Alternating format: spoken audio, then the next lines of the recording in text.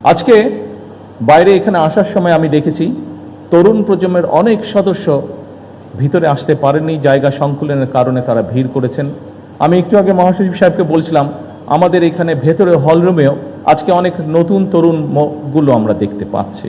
শহীদ রাষ্ট্রপতি জিয়াউর রহমান সহ বাংলাদেশের স্বাধীনতা ও মুক্তিযুদ্ধের ইতিহাসের সকল জাতীয় নেতৃবৃন্দকে কৃতজ্ঞতা জানাই। সকল বীর মুক্তিযোদ্ধা, আহত ও পঙ্গু মুক্তিযোদ্ধা এবং মুক্তিযুদ্ধকালীন বাংলাদেশের সাহসী জনগণের অবদানকে স্মরণ করছি, যাদের অনন্য অবদানে আমাদের আজকের এই স্বাধীন বাংলাদেশ। সম্মানিত উপস্থিতিবৃন্দ, সাধারণত এর আগেও যখন 26শে মার্চ, 16ই ডিসেম্বর বা এই ধরনের ঐতিহাসিক দিনগুলোর আলোচনা সভা অনুষ্ঠিত হয়েছে, এর আগেও আমি দু একবার একটি কথা আপনাদের সামনে বলেছিলাম। সেই কথাটা দিয়েই আজকে আমার খুবই সংক্ষিপ্ত বক্তব্যটি উপস্থাপন করতে চাইছি। যে কথাটি আমি আপনাদের সামনে বলেছিলাম সেটি ছিল এমন, সেটি হলো অতীত নিয়ে সবসময় পড়ে থাকলে এক চোখ অন্ধ, আর অতীতকে যদি আমরা ভুলে যাই তাহলে আমাদের দু চোখই অন্ধ। সুতরাং আমরা যেমন অতীতকে একদম ভুলে যাব না, ভুলে যাওয়া চলবে না, ঠিক একইভাবে অতীতেও আমরা দেখেছি, খুব বেশি দিন না, নিকট অতীতেও আমরা দেখেছি যে অতীত নিয়ে এত বেশি চর্চা হয়েছে যেটা আমাদের সামনে যে সমৃদ্ধ ভবিষ্যৎ আছে সেই ভবিষ্যৎকে বাধাগ্রস্ত করেছে। সম্মানিত উপস্থিতিবৃন্দ, এখানে আলোচকবৃন্দ কয়েকজনই তাদের বক্তব্যে বলেছেন বাংলাদেশের ইতিহাসের সবচেয়ে গৌরবজনক অধ্যায় আমাদের স্বাধীনতা এবং 1971 সালের মহান মুক্তিযুদ্ধ। বাংলাদেশের জন্মযুদ্ধের এই গৌরবজনক ইতিহাস নিয়ে আপনারা যারা আজকে মঞ্চে উপস্থিত, যারা আলোচনা করেছেন, তাদের মধ্যে বেশ কয়েকজন উপস্থিত আছেন যারা সরাসরি মুক্তিযুদ্ধে অংশগ্রহণ করেছিলেন, মুক্তিযুদ্ধের সময়ের নৃশংসতা প্রত্যক্ষ করেছেন সেই সকল মুক্তিযোদ্ধা সরাসরি। আমরা যারা ছোট ছিলাম বা আমাদের সাথে যারা ছিলেন, আমাদের থেকে একটু বড় ছিলেন, তারা আমরা বিভিন্নভাবে, সেটি মিডিয়া হোক, বই পুস্তকের মাধ্যমে, বিভিন্ন দলিলের মাধ্যমে আমরা সেটি দেখেছি। কিন্তু আমাদের সম্মানিত মহাসচিব তার বক্তব্যে বলে গেছেন শেষ পর্যন্ত তৎকালীন বিশ্বে অন্যতম শক্তিশালী সেনাবাহিনী ছিল, তাদের বিরুদ্ধে আমরা আমাদের বিজয় ছিনিয়ে এনেছিলাম এই বাংলাদেশের মানুষ। সুতরাং প্রজন্ম ধরে স্বাধীনতা এবং মুক্তিযুদ্ধের যে গৌরব গাথা তা নিয়ে আলোচনা হবে, গবেষণা চলবে এবং এটাই স্বাভাবিক ব্যাপার। তবে আলোচনা, সমালোচনা কিংবা গবেষণার নামে এমন কিছু করা বা বলা অবশ্যই আমাদের জন্য ঠিক হবে না, যেটি আমাদের স্বাধীনতা এবং মুক্তিযুদ্ধের যে গৌরব ইতিহাস তাকে কোনোভাবে খাটো করতে পারে।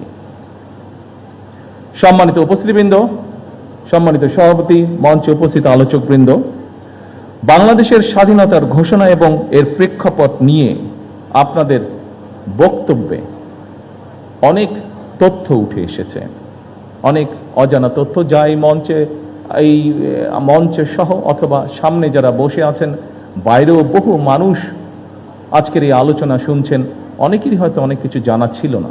কিন্তু আলোচকবৃন্দের বক্তব্যে আজকে এই রকম অনেকগুলো বিষয় উঠে এসেছে। আজকে বাইরে এখানে আসার সময় আমি দেখেছি তরুণ প্রজন্মের অনেক সদস্য ভিতরে আসতে পারেননি, জায়গা সংকুলনের কারণে তারা ভিড় করেছেন। আমি একটু আগে মহাসচিব সাহেবকে বলছিলাম আমাদের এখানে ভেতরে হলরুমেও আজকে অনেক নতুন তরুণ গুলো আমরা দেখতে পাচ্ছি। সেই তরুণ প্রজন্মের দৃষ্টি আকর্ষণ করে খুব সংক্ষেপে দু একটি কথা আমি বলতে চাই। বাংলাদেশের স্বাধীনতা এবং মুক্তিযুদ্ধের অন্যতম অনিবার্য চরিত্র শহীদ রাষ্ট্রপতি জিয়াউর রহমান।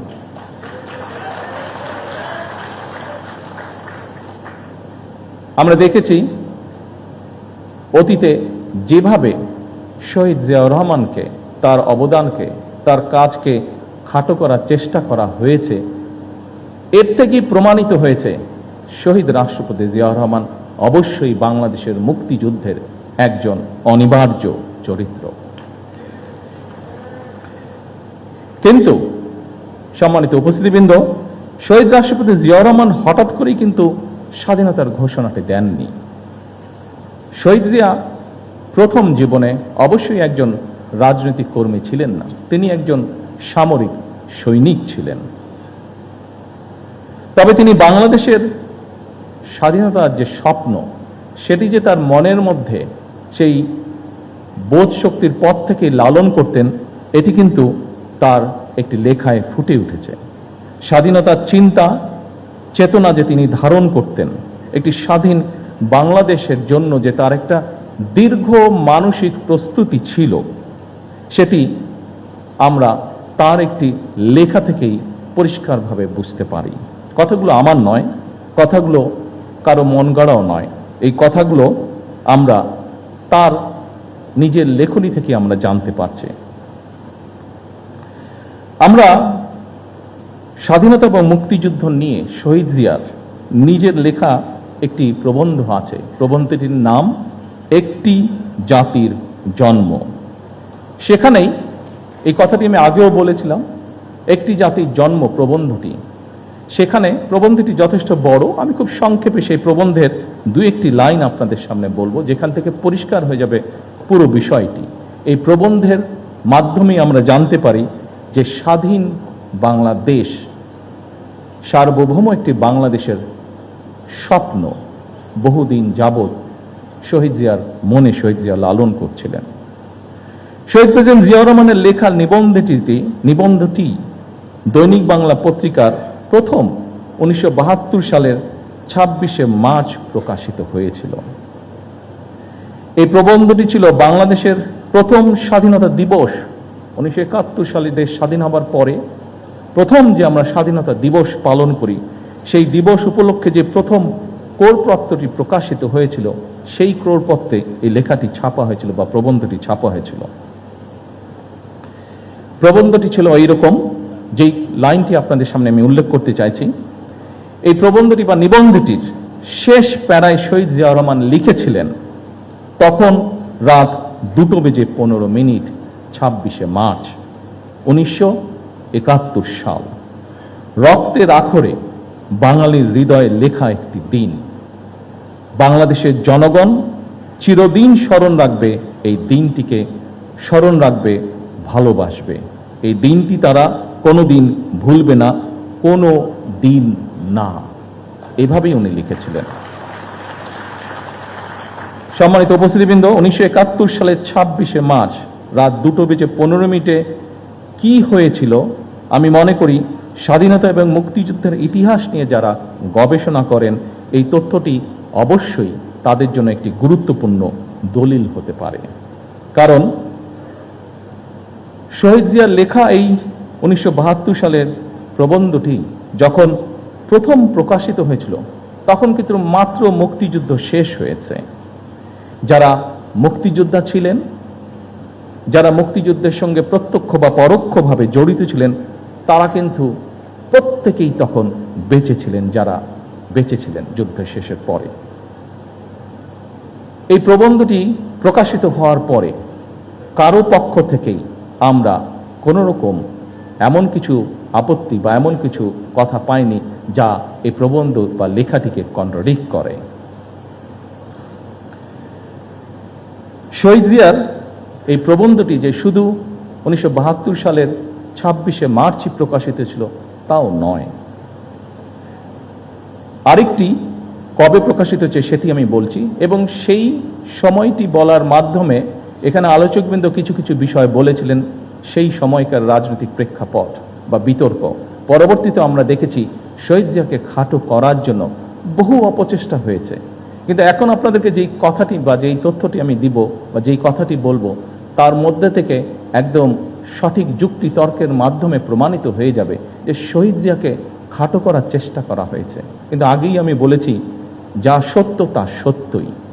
শহীদ জিয়া যে মুক্তিযুদ্ধের একজন অনবদ্য চরিত্র, এটিকে লুকানোর কোনোই উপায় নেই। সম্মানিত উপস্থিতিবৃন্দ, শহীদ জিয়ার নিবন্ধনটি 1974 সালে আবারও প্রকাশিত হয়েছিল সাপ্তাহিক বিচিত্রা। বিচিত্রা নামে একটি ম্যাগাজিন ছিল সাপ্তাহিক, সেটিতে প্রকাশিত হয়েছিল। শহীদ জিয়ার লেখা একটি জাতির প্রবন্ধ লেখাটি আমাদের মুক্তিযুদ্ধের একটি অনন্য দলিল।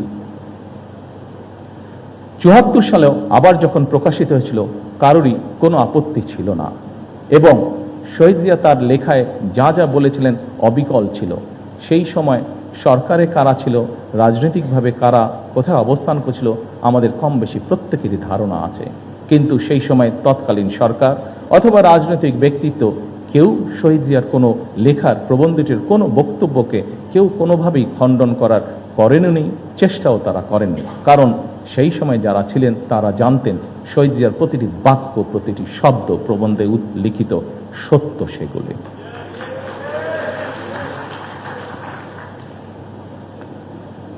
সম্মানিত সভাপতি, মঞ্চে উপস্থিত সুধীবৃন্দ, সম্মানিত নেতৃবৃন্দ, আমার সামনে উপস্থিতিবৃন্দ, সাংবাদিক ভাইরা, প্রিয় সহকর্মী ভাই বোনেরা, বছরের পর বছর, এমনকি যুগের পর যুগ ধরে বিশ্বের যেখানে যারা স্বাধীনতার লড়াই করেছেন, সংগ্রাম করেছেন, একমাত্র তাদের পক্ষেই উপলব্ধি করা সম্ভব স্বাধীনতার মূল্য কতখানি। সম্মানিত মহাসচিব সাহেব ওনার বক্তব্যে ছোট্ট একটি কবিতার মাধ্যমেও একইভাবে কথাটি তুলে ধরেছেন। আমরা যদি একটু পাশে তাকাই তাহলেই দেখতে পারবো স্বাধীনতার গুরুত্ব এবং তাৎপর্য উপলব্ধি করতে পারছে স্বাধীনতাকামী ফিলিস্তিনের মানুষ। লক্ষ প্রাণের বিনিময়ে আমরা 1971 সালের আমাদের স্বাধীনতা অর্জন করেছি। হাজারো প্রাণের বিনিময়ে আমরা 2024 সালে দেশ এবং স্বাধীনতা রক্ষা করেছি। সম্মানিত সহকর্মীবৃন্দ, এখানে আজকের এই আলোচনা সভায় আমার সামনে এরকম অনেকে উপস্থিত আছেন যারা 2024 সালের সাক্ষ্য। 2024 সালে যারা বিভিন্ন প্রতিকূল পরিস্থিতির ভিতরে থেকেও, বিভিন্ন অত্যাচার নির্যাতন সহ্য করেও আপনারা কিভাবে